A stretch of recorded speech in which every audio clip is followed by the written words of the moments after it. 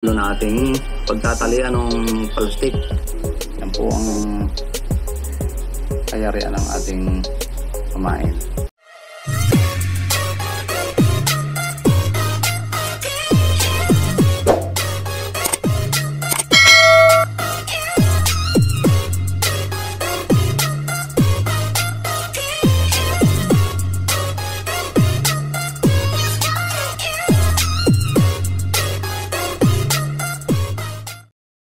Mga kabatay, isang magandang araw po sa inyo lahat.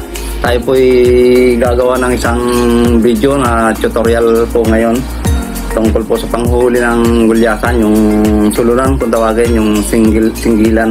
Maraming salamat po muli sa lahat ng walang sawang sumusuporta sa aking channel, sa mga nag-subscribe, share, nag-like, nag-comment. Maraming pong salamat sa inyong suporta sa aking ginagawa mga video.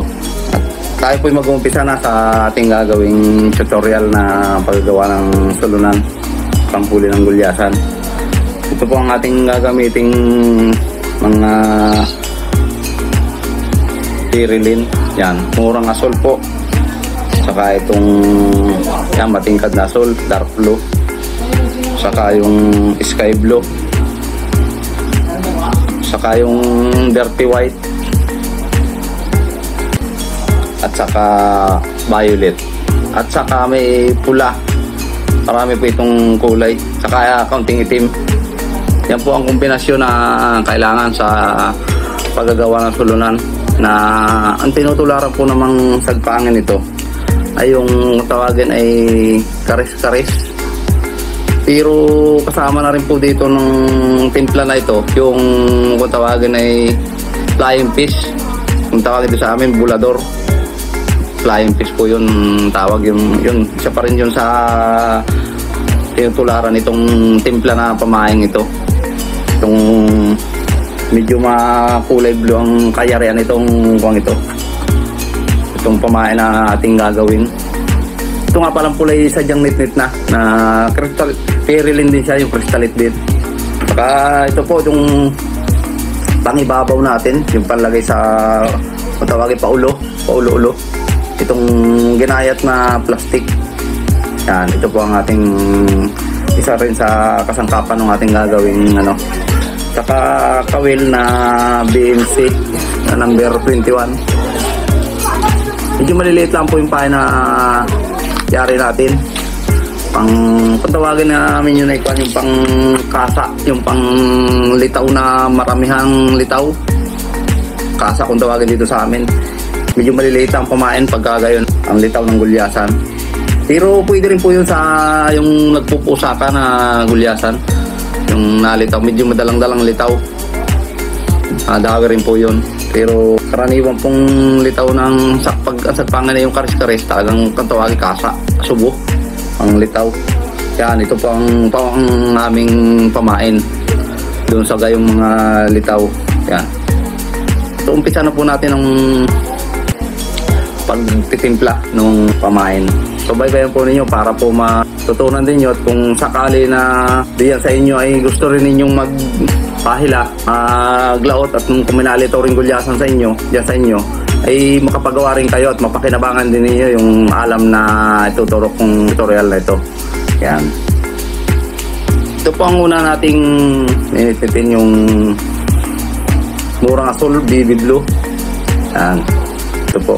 Medyo malamang po itong kuwang ito. Malamang itong tirilin ito doon sa lahat ng tirilin. Itong kuwang ito. Bawasan natin yung ibabaw. Kahit alin po dito sa tirilin nagagamit.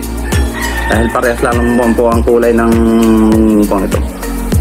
Yan. Kanti pa.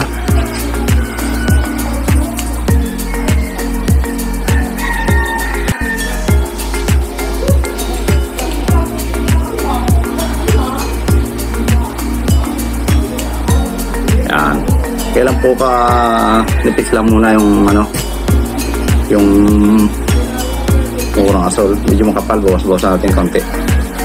Yan, dahil marami pa tayong dadagdag na kulay. Tapos ito pong dark blue, murang asol muna. Bago konting dark blue. Yan. Ito medyo sa ko mas makunti lang ng kumpara dito sa ating murang sol. Ito yung dark blue natin. Yan. Yan. Ito muna. Yan. Tapos sunod yung sky blue. Pero kunti rin lang.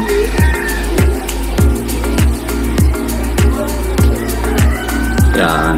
Yan, kunti lang. Tapos itong dirty white ulit. Bali, tatlong kulay nito. Dito. Paapat itong dirty white. Yan. O, kunti rin lang. Kunti. Yan. Tapos, violet. Violet. Yan. Konting violet.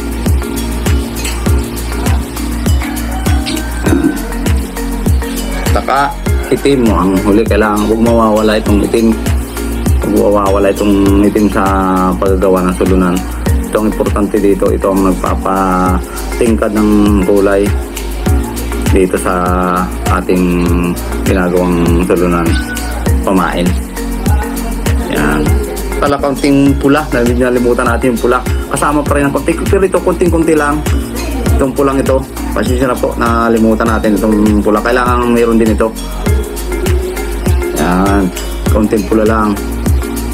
Yan, konti lang pulang lalagay natin. Yan. Ating imimix na ang ating ginawang kombinasyon ng kumain. Ito po'y subok na namin itong ganitong timplada sa gulyasan. Kaya kung meron dyan sa inyo, pinakamaganda po masubukan ninyo ang kombinasyong kulay na tinuro ko sa inyo. Yan. Medyo talagang ito kailangang i-mix ng ayos, huwag yung hindi mix. So sa ibang nagagawa nito ay hindi sila konting kun lang. Sa akin talaga mix na nakamix talaga ng maayos. Yan, kulay medyo nagbabayulit ang kulay ng blue na nagbabayulit. Yung kombinasyon ng kulay na ng sulunan. Pero isa na rin sa tinutularan ng aking flying fish. Pangunahing sagpangin din ang gulyasan yun. Lalo na kung ang gulyasan ay lahok sa lumba. Yung katulad ng aming mga pagpalaot na napapanood ninyo, ang gamit na namin malimit doon yung spong sa paghabol namin ng lumba. Dahil pang mabilisan yun eh. Ito turo ko sa inyo kung paano gamitin ito mamaya. Ating itatali na sa cotton band ito. Cotton band ang pinagtatalian ito para mabuo itong pamain na ito. Kaya nakamix na po. Medyo dark ang pagkablo niya. Pero itong timplang ito medyo makapal-kapal, ating babawas-bawasan. Yun may bago natin buuhin, tatansyahin natin yung kapal ng ating tinimpla. Kung huwag naman yung sobrang laki ng pamain nating gagawin. Ganyan lang. At saka bago natin itali sa cotton band, bibirahin natin yung dulo para tumilos ng kaunti. Yan, bibirahin natin. Ang paraan naman ng pagtatali itong terilin dito sa cotton band, medyo maiksi lang muna yung nasa ilalim kaunti. Mas mahaba-haba ng kaunti itong nasa kabilang ito. Itong nasa konti medyo maiksi lang. Pero itong nasa ilalim, ito itutupi. Para pag tinupi nyo, mas ibig sabihin, mas mahaba itong isa. Patilos ang yari niya. Gawa ng, hindi siya nagsabay ng sanib. Kumbaga, mas mahaba yung isa. Yan, ganyan ang paraan ng paggagawa. At itong cotton band na ating gamit, kailangan may sugat-sugat siya. Yung may gayon, may mga tinataga-taga ng blade para may sugat, masapnot para hindi agad masira yung ating pamain. Yan. Tatali na natin.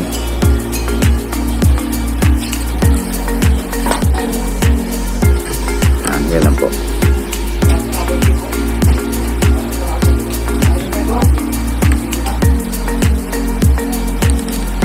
Yan lang po pagkatali.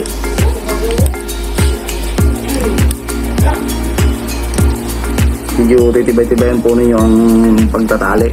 Gawa ng baka po masira sa kagandahan ng sagsagan ng dawi ng gulyasan. Ito'y hindi kailangan matibay. Ito'y pag sinisirte po, medyo matagal-tagal malagot. Marami pong nahuhuli ito bago malagot. Kailangan talaga matibay ang pagkagawa. Yung 4 hanggang 5 sabid, okay na yun sa pagtatali ng sinulid. Yan, at putulin na. Yan ang kayarian. Ating pamain. Arit, tilos-tilos natin. May pinagmaganda talaga kung mga tilos ang forma ng pamain niya. Saka natin itutupi. Dinaitali natin, itutupi natin ng ganyan. Yan. Yan. Maiksi-iksi nasa ilalim, mahababay nasa ibabaw na tinupi natin. Kaya pag mayari siya, matilos siya. Tapos kung di pa rin tayo kung tinto doon sa tilos nung kanya, ating alasin ng kaunti ng blade. Alasin natin ng kaunti. Kailangan talagang magandang forma ng pamain.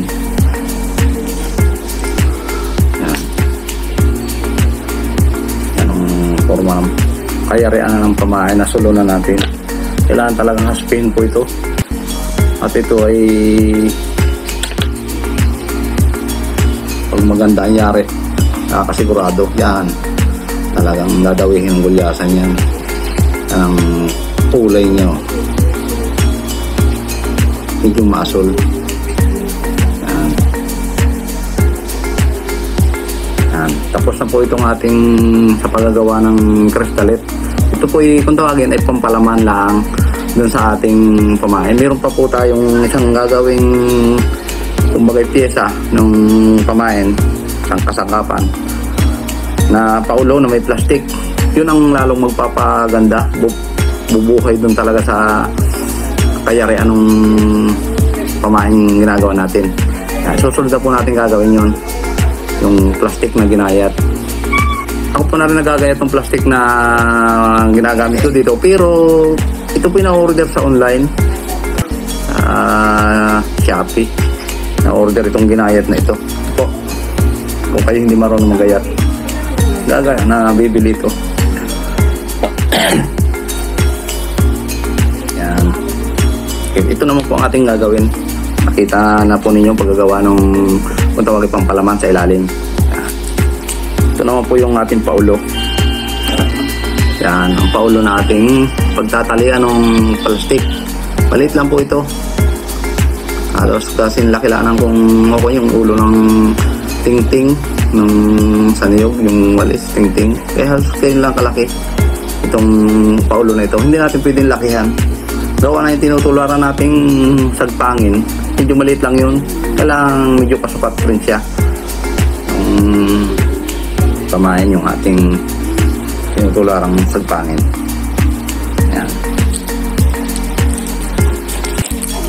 Kuha na po tayo dito ng konti lang, yung babagay lang doon sa sa paulo na ating paglalagyan.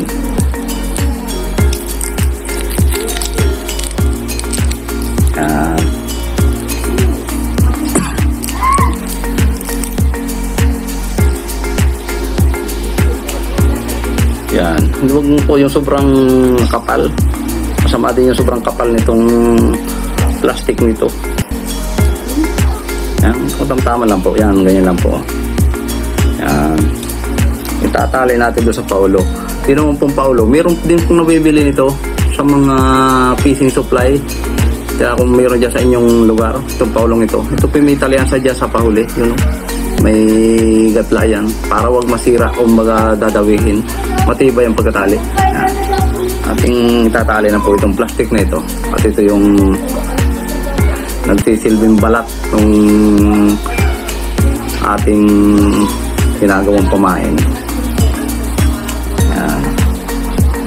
Ayan po natin para hindi na wawatak-watak.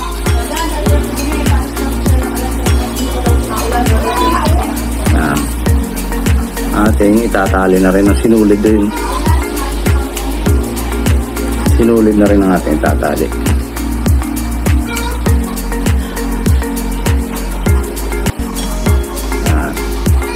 Kabantay subaybayan po niyo mga kabantay para po pag kayo ay naggawa ng pamain hindi kayo mahirapan.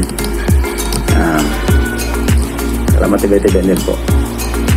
Tatlo, apat na sabit po okay na basta mahapit ang pagkakatali. Sinulid rin ang gamit.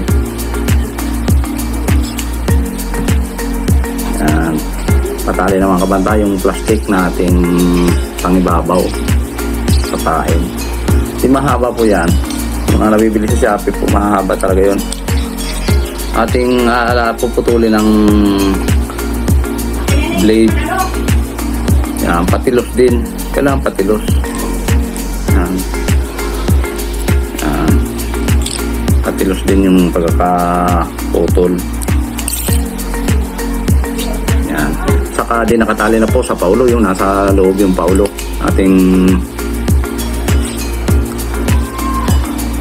ibabaliktad natin itong nasa may unahan.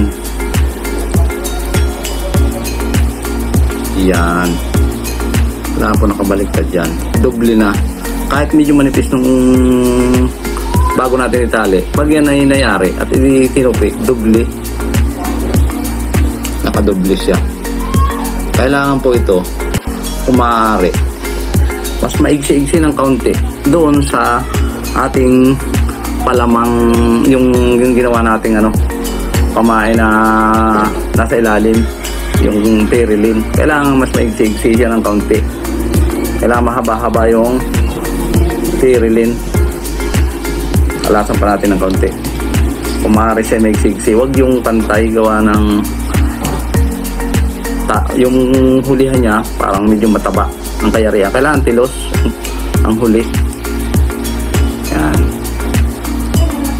Kailangan talagang maganda ang pagkakahaspi ng pamain para mas nakakasigurado. Mas malaki ang chance ng makahulitan natin tayo sa ating pamamalakaya sa panghuli ng gulyasan. Kaya po ang sikreto ng ating paghahanap buhay. Yung malinis at magandang pagkayari ng ating pamain para hindi mahiyasayang yung ating hirap sa ating pagpalaot. At saka tayo may konsumo pa rin sa pagkuha ng makina, gasolina o diesel. Kailangan talaga maging sigurado yung ating ginagamit na pamain para tayo makahuli gulyasan. Yan. Ito po yung ganito na nasa ilalim ng plastic na ating ginayat.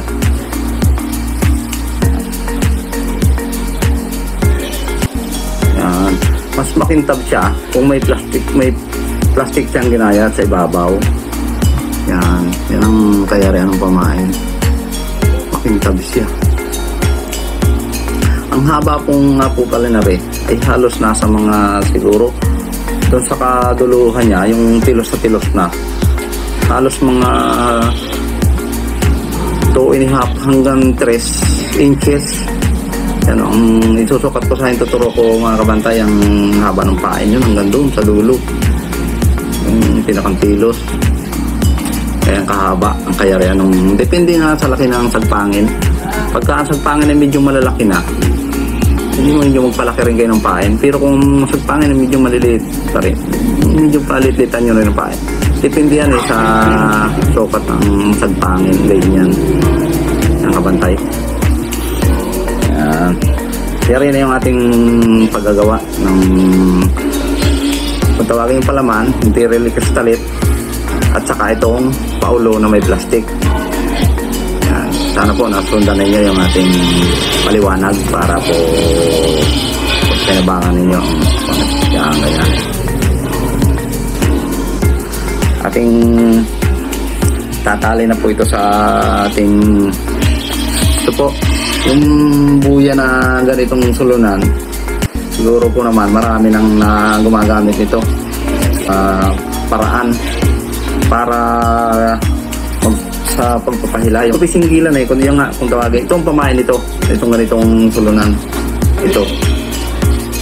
Ang kawil naman ito ay didepende rin yun doon sa laki ng pamain ninyo. Pero itong ganitong maliliit ang pagkapamain, BMC na by 21 baliktad ang 1.8 gawa sa camera sadyang baliktad. 21 ang laki BMC. Pero pag malaki-laki ang pain ninyo, number 20 ang kawil na yung gagamitin. Yan. Ito po yung ating nylon na paglalagyan.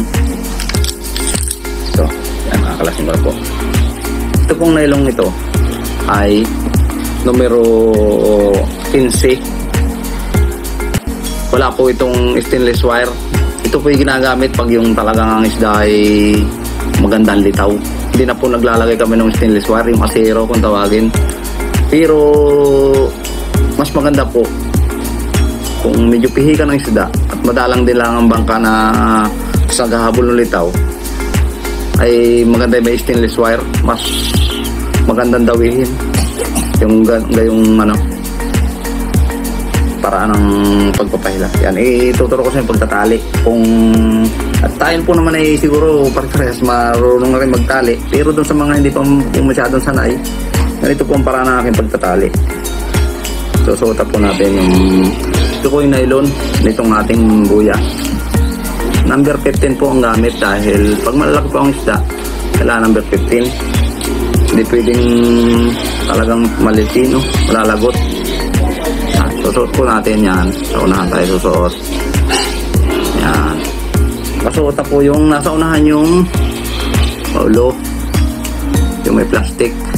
Kasunod na sa huli, ring ating ginawang sterilin, yung kastalit. Ang ginawa natin pangilalim. Yan. Sa pagtatali po nito mga kabantay, ang pagtatali nito, doon sa isa kong tutorial kung napanood po niyo, katulad rin nun, doble rin ang nakasuot. Yan, ganyan.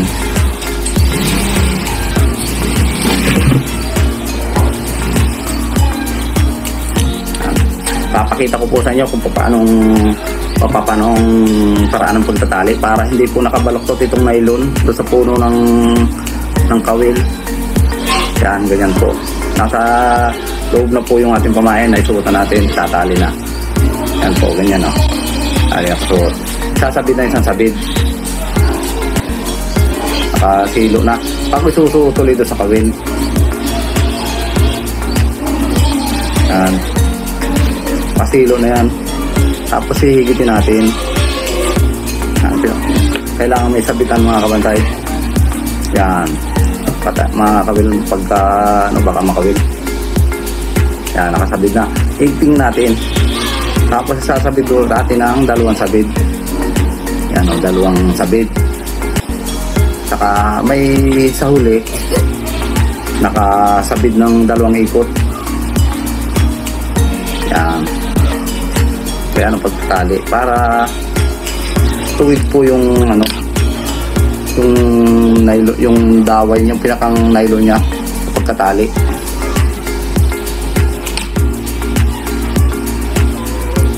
Yan. Yan po ang kayarian ng ating pamain.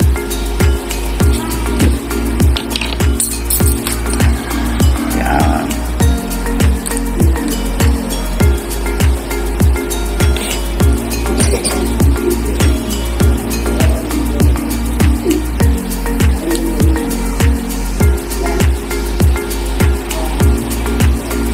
Mga kabantay, ang pamain nating ginawa ngayong araw na ito. Yan. Medyo masul lang kulay niya. Masul lang kulay niya nung may timitim mayari na. Pero sa tubig napakaganda nito, talagang kopya ito dun sa kulay ng karis-karis kung tawagin. At saka sa bulador. pagulpul kung tawagin, yung pala yung piece. Ito mga kabantay ang tutorial natin na ginawa. Pero kabantay, itong nylon ito ay kung sa amin, kung tutusin, talo ito nung may stainless wire. Mas maganda yung may stainless wire. Ito, tawagin na ito. Nung kami itong ganito. Kalimitang ginagamit dito yung number 2 at number 1. Depende sa laki ng isda. Ito, asiro. Hindi dito mawawalan dyan sa mga fishing supply sa inyong lugar. Itong ganitong asiro, kailan lagyan. Kung pihikan talagang isda, medyo matumal dumawi sa ganito. Lagyan nyo ng stainless wire na ganun asiro. Ganito. Ang kalimitang gamit namin sa ganitong sulunan, number 1 at number 2. Kami mga sanay na, isang lubos na yung isang asirong gamit namin. Pero kung kayo mga hindi pa sanay at kahit yung hatiin yung mahaba yung 3 di pa. Yun. Yan po. Tapos na yung ating ginawang mahila sa sa gulyasan. Skipjack po na.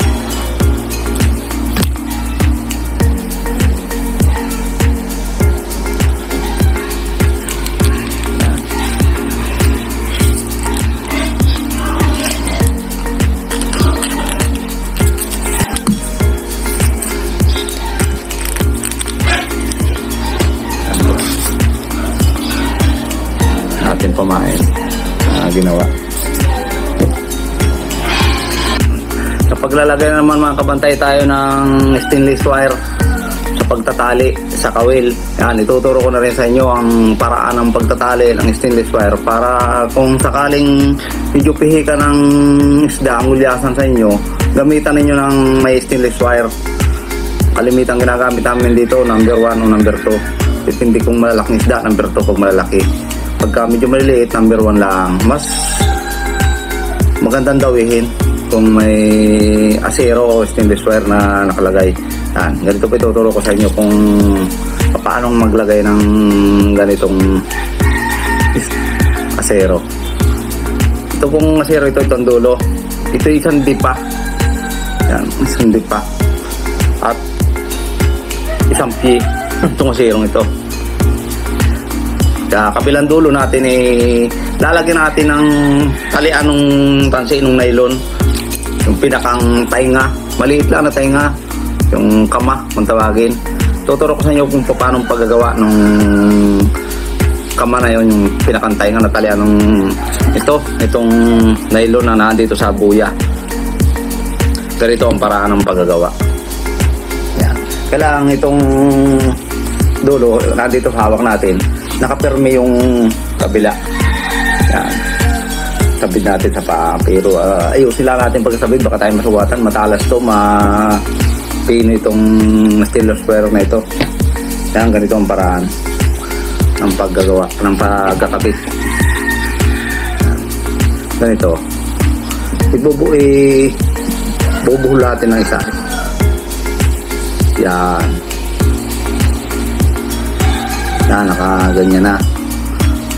Medyo lilitlitan natin ng konti. Medyo hindi naman kalakihan na. O yan. Paikutin na, susutulin natin. Paikot.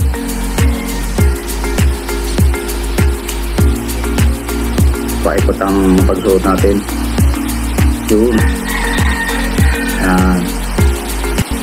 Kailangan lagyan natin ng ang pinakang para hindi mahirap hawakan. Yan, nakasuot na yun, nakasuot na yung kama. Hindi pa rin siya masyadong dumadawal dito. Sa padalawang ikot, hindi pa rin dumadawal dito sa pinakang mother niya, yung pinakang linya ng tutulin natin na isa. Tutulin natin na isa. Medyo masila ng paglalagay nito mga kabantay. Gawa nang ito ay nalalagot pag masama ang pagkakabit. Yan. Yan. Ganyan ang sa 3 ikot. Yan, nakagaya na. Parang may tainga siya pero hindi pa siya nakalak. Yan, ganyan. Parang nakalikaw na siya, nakadoble. Ganyan. Tapos magkalapit na yung dalawa na yun. Itong ating isinuot, kahit itong madari magkalapit, ikot natin dito. Yan. Yan. Ikot. Mga 3 ikot. Tapos isuot ulit natin dito sa malaking sa butas na ito. Yan. Yan. Isuot siya. Yan. Yan. Isuot natin para kasisilo natin yung isang kwan. Doon. Makapasin nyo. Iikot ulit natin dito sa madre. Yan. Yan. Yan po ang paggagawa. Ikot. Tapos pagkapangin natin ng madalang na ikot. Medyo pagkapangin ng at limitan ulit natin ikot pag nakasalida na yan ng konti. So gayon. Yun. Yan. Sa pagpuputol naman, okay naman mga kabantay, ang kama na yan. Yan. Yan.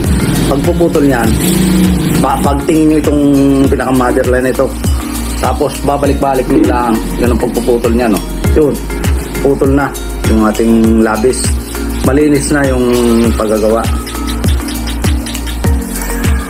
Yan, mga kabantay, oh. Medyo maliit pa, mahirap pa na. Pero yan. Yung kama. Yung dulo. Dito naman natin itatali yung nylon, yung tansi, yung narito. Sa laman ng buyang nylon. Sa dulo. Ang dulong ito. Yan. Ito yung dulo na may kama. Medyo maliit ko bantayin yung tingnan ng maayos. Yan, may kama yan. Ating ginawa. Dito natin itatali. Isusuot yung nylon. Yung ating nylon na ano. Kailangan ding nakadoble rin yan. Yung suot niyan. Yan. Isusuotin natin isang papaganito. Parang sa pagtali ng kawil. Suot muli. Yan. Yan, nakasilo. Yan, ganyan ang ano. Tapos, isasabit din natin ng kahit 2 sabit. Bago isang iniikot uli. Para sa nagtatali din natin ng kawil do sa ating unang ano. Yan, okay na yan. Hindi na yan malalagot. Yan, ang pagkatali. Okay na rin yan. May isa pa akong paraan ng pagtatali nito. Yung diskarte ng pagtatali namin sa pag nagtutuna kami sa Mamburao. Binibitikan ito bago piniikot dito yung asiro. Pero sa tansya ko para medyo pagbaguhan kayo, medyo mahihirapan kayong gawin yun. Yung gayong diskarte ng pagdudugtong ng asiro, stainless wire sa nylon. Ito okay na ito. Matibay na rin ito. Karaniwang ginagamit ito ng mga kasamin. Ito isang dipat kalahati. Medyo malaylay itong buka. Ang bukong ito dito sa itong pinagdugtong natin dito sa kabilang dulo. Yan. Dito natin susuot yung pain. Itong ginawa natin pamain. Ano, yung ginawa natin yan na pamain. Una itong paulo-ulo. Ang susuotan natin ng pamain. Yan. Sa pagtatali naman tayo ng kawil, mga kabantay. Yan. May balik sila. Yan. Bago isusunod itong palaman.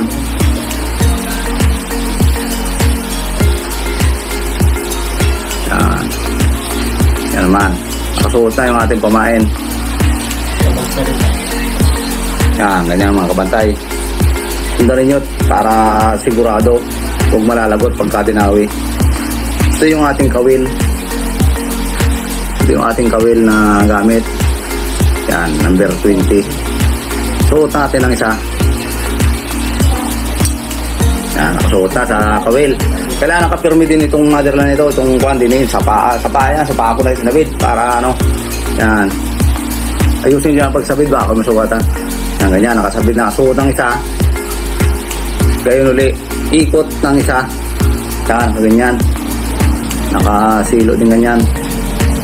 Susutin natin ang isa pa sa butas ng kawil. Yan, ganyan. Ito, nakasilo na. Kailangan din ito, may sabitan ng kawil. Kailangan talaga may ito eh. Yan, ayan, nakasilo. Yan, mga kabantay, oh. Silo, bibirahin na ninyo rin kabilang dollar eh. Higpit na higpit. Kailangan higpit na higpit yan. Pag-usos. Isasabid nyo ng higpit din sa puno. Yan o yan, nakasabid. Higpit, malimit. Talagang abay-abay yung pagkasabid niya. Huwag yung patong-patong ang sabid. Kailangan nakakamada. Yan. Diretso, mga kumare, mga 6 hanggang 8 sabid. Tapos, pagkapangin nyo ng madalang na sabid. Madalang-dalang yung nasa lida siya. Para yan, para maging doble yung asiro, puno ng asiro. Tapos limitan ulit nyo, pag tansya nyo na mga 1 cm naman ang layo. Yung wag lalampas dun sa paulo ng ating pain. Yung doble na yon. Isasabit nyo naman ng malimit ulit. Yan. Malimit ang sabid ulit. Dikit-dikit, abay-abay ulit yung sabid ng asiro. Yan. Tapos na yung ating pagtatali. Ang pagpuputol ulit niya, ang gaya sa kabilang dulo. Pagting itong motherline ito. Tapos babalik-balik nyo. Huwag lulubayan itong motherline ito. Yan. Yan. Yan. Tapos na ang ating pagtatali ng asiro. Medyo, at sa pag-uunat niyan, hinihilis dun sa likod ng pinagkiluan para matuwid yung stainless wire. Karaniwan talaga nakikilo. Sa mga baguhan talaga medyo mahirap ito. Gawa ng pasilan itong asirong ito. Tinutuwid talaga ng tuwid-tuwid ito. Yan. Napapag-aralan naman po ang pagtutuwid ng asiro.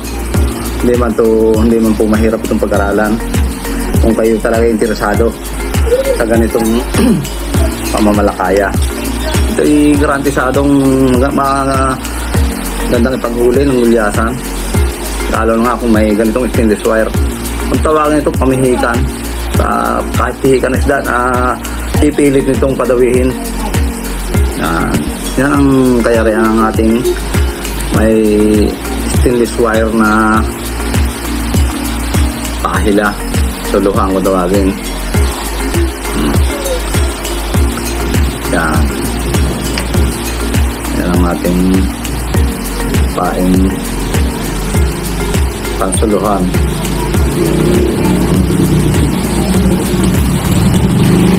Tutulong natin ang kabantay. Kakapit tayong sana po na tutunan ninyo yung pagtatali ng stainless wire sa ating suluhan. Yan. Salamat po. Ito ano ba kung mayari pamain pang ano. Yan.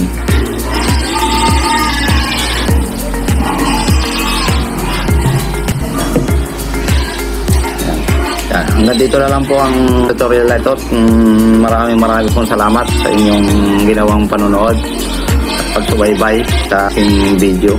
Maraming salamat din po sa mga nag-subscribe, nag-comment, nag-like at kung bago pa lang po kayo sa aking channel, sana po paki-subscribe muli at paki-pindot na rin po ang notification bell para updated po muli kayo sa aking mga i-upload pang mga susunod na video. Maraming pong salamat.